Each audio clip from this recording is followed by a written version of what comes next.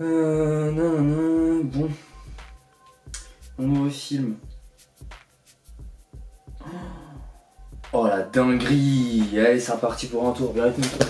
Wow, let's go.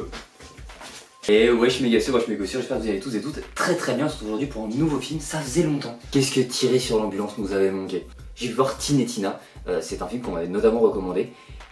Je suis pas sûr d'avoir été content de l'exploit, j'ai vu ça avec ma pote quand elle était venue cet été, Marine. Faut qu'on en parle. Bon déjà on va remettre les choses dans le contexte, on est sur... Ah oui, je le rappelle, hein, ici les spoils, je m'en bats les yeux coups. On a donc affaire à un jeune couple qui a littéralement envie d'avoir un enfant. Ils peuvent pas en avoir naturellement pour des causes, je sais même plus sans citer, mais ici on s'en bat les couilles, et qui vont décider d'aller dans un couvent pour chercher un enfant. Jusque là, ça passe, normal. Sauf que bien sûr quand ils arrivent, on leur explique que y a très peu d'enfants disponibles, ou qu'il y a celui-là, enfin bref, on s'en bat les couilles, mais que surtout, ils envoient deux, qui sont donc des faux jumeaux, Tin et Tina, et que surtout ceux-là, personne n'en veut. Personne n'en veut, notamment parce que bah, déjà ils sont deux, et que du coup forcément c'est plus compliqué à l'adoption, parce que tu ne sépares pas un frère et une sœur, et surtout parce qu'ils ont une obsession pour la religion. Est-ce que ça va bien finir? Non. Bien évidemment que non. Mais t'es là, non? Ouais, désolé, mais ils m'ont saoulé aussi. Pour une fois, je peux comprendre, j'avoue. Donc de là, ça va forcément partir en couille. Attends, parce qu'ils sont si cons que ça, en fait?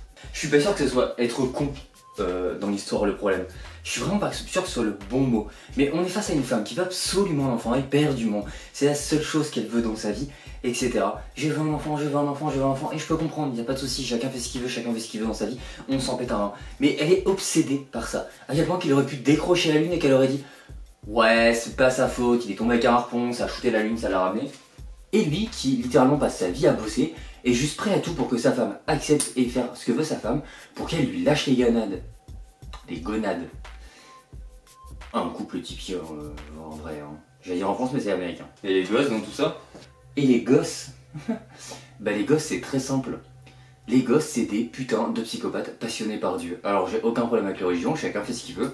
Sauf que là, ils sont littéralement obsédés par la religion. Et quand je dis obsédés, c'est... Dès le début, ils viennent, c'est un peu crépi. Mais ça passe, vas-y tranquille. Sauf que très vite, tu vois, ça passe pas, ils commencent à faire n'importe quoi. Un peu comme moi assis sur ce fauteuil.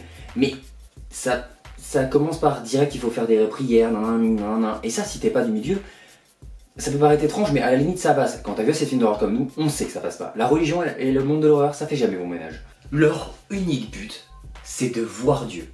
Attends, t'as dit le voir? Ouais, le voir. Je t'ai dit qu'ils étaient matrixés. Hein. Et en fait, ce qui m'a saoulé tout le long, parce que j'ai vu des critiques, une critique notamment qui disait c'est un excellent film. Non, c'est loin d'être un excellent film, hein, sinon je serais pas ici en train d'en parler. Quoi qu'on parlera peut-être de bons films pour de temps en temps, mais c'est loin d'être un excellent film. Déjà, premièrement, une des premières scènes qui apparaît, c'est le petit déjeuner, et du coup, sa sœur, les deux parlent à la mère du coup du fait de voir Dieu, que c'est génial, que Dieu est incroyable. Et du coup, elle va mettre un sac sur la tête de son frère pour l'étouffer. Je pense que vous avez compris de là comment voir Dieu. Et ce qui m'a le plus buté, c'est qu'ils viennent d'avoir ses enfants. On rappelle que c'est littéralement le désir numéro 1 de cette femme. Et je vous laisse deviner que la mère, elle a zéro réaction en fait. Mais vraiment zéro réaction. Mais ma cocotte, ma kékette, et une réaction à un moment donné? Fais un truc, non? Vraiment, elle n'a aucune réaction. Elle les regarde, elle est choquée un peu, mais genre elle les aide quasiment pas. Et après, je vous mens pas, c'est toujours la même rengaine. Toujours la même rengaine. Elle va en parler à son mari qui va pas trop la croire ou être là en mode non, mais tu sais, c'est des enfants, on s'en bat les couilles. Et au final, elle va essayer de tout faire pour les défendre si jamais il prend position. Du coup, c'est la merde. Et les gosses continuent, et c'est à chaque fois crescendo. Et de pire en pire. Comment la mère, elle a dû câbler. Mais non, mais même pas. La mère ne pète pas un câble, elle essaye de comprendre. Pour moi déjà c'est très clair qu'ils allaient trop loin, mais elle essaie toujours de comprendre et de les dédouaner. Mais même le chien la met en garde, tu vois. Ah non, pas le chien. J'achète tout ce que tu veux, mais on touche jamais au clébard. C'est la règle. Ah bah si mon enfant, je te montre pas que le chien il va y passer. Hein. Pourquoi? Parce que le chien va essayer d'avertir la maîtresse, donc la mère, de sa façon. Ce qui va faire qu'il va la mordre. My bad. Donc pour les gosses, c'est un enfant de Satan. Un chien de Satan, pardon. Donc il a mordu la mère, il faut protéger la mère. A savoir que le chien protège la maison, etc. Donc il a une chaîne, il est attaché dehors, il est dans sa niche, il est une longe, enfin c'est plutôt une longe, donc c'est très grand, vous inquiétez pas. Et eux, ils vont essayer de l'endormir petit à petit, essayer de l'endormir en lui donnant de la bouffe empoisonnée, je sais pas trop quoi. Ils n'y arrivent pas et ils vont finir par ramener le chien dans la maison. Je crois que de mémoire, ils l'endorment avant. Et du coup, il le dépece sur le canapé pour enlever ce qui est impur en lui, à savoir son cœur. Ils ont 10 ans les moments. Ils ont dépecé un clébard. Non mais il y a eu d'autres petites scènes avant, mais en vrai, d'autres petites scènes où genre, je crois qu'ils sont en train d'essayer de s'étouffer un peu dans la chambre, ça part en couille, où ils se bataillent vite fait avec la mère, mais au final ils s'excusent, ou c'est le père qu'ils aiment pas. Ah oui, déjà ils sont très réfractaires au père. Hein. Aussi, ils sont toujours très réfractaires au père. C'est toujours la mère. Et le chien, c'est la goutte d'eau qui va trop loin. Forcément. Je sais plus pourquoi, mais il y a aussi une histoire avec une piscine à un moment donné. Si c'est de noyer quelqu'un, on vaille dans le genre, je sais plus trop quoi. Mais il y a aussi une histoire avec une piscine. Mais tout est comme ça. Donc en gros, ils font de la merde les pardonne. Le père pète un peu un plomb, mais de toute façon, comme ils sont contre le père, la mère va utiliser l'argument du non, mais de toute façon, t'es toujours contre eux. Donc ça tourne en rond, et au final, ils finissent par rendre les gosses. Et j'avais envie de dire, et ça va faire un déséquilibrage mental. Voilà, je pense que le déséquilibrage mental, il l'avait déjà de base. Et en fait, suite à ça, il pense être tranquille en mode c'est bon, notre famille va mieux. Bon, le chien on pourra pas le récupérer, mais voilà. Mais pas du tout. Ça continue que ils commencent à les entendre, ils commencent à les voir. Ils sont persuadés que c'est eux qui reviennent depuis l'orphelinat, à savoir en couvent. Ils vont là-bas, ils vont voir la nonne. La nonne leur dit mais c'est complètement allumé du ciboulax. Ça on a déjà remarqué. Et au final, ils commencent à continuer de les voir. Puis il y a une tempête, ça part en couille. Il perd l'électricité, du coup le daron va sur le toit, se prend un éclair dans la gueule, tombe en étant enflammé, ça lance un incendie dans la maison, il rentre dans la maison, il est en train de cramer, il tombe sur le canapé, elle est là en mode « Oh, qu'est-ce qui se passe je ne pas comprendre ?» Et elle est pas son mari qui est en train de cramer, littéralement.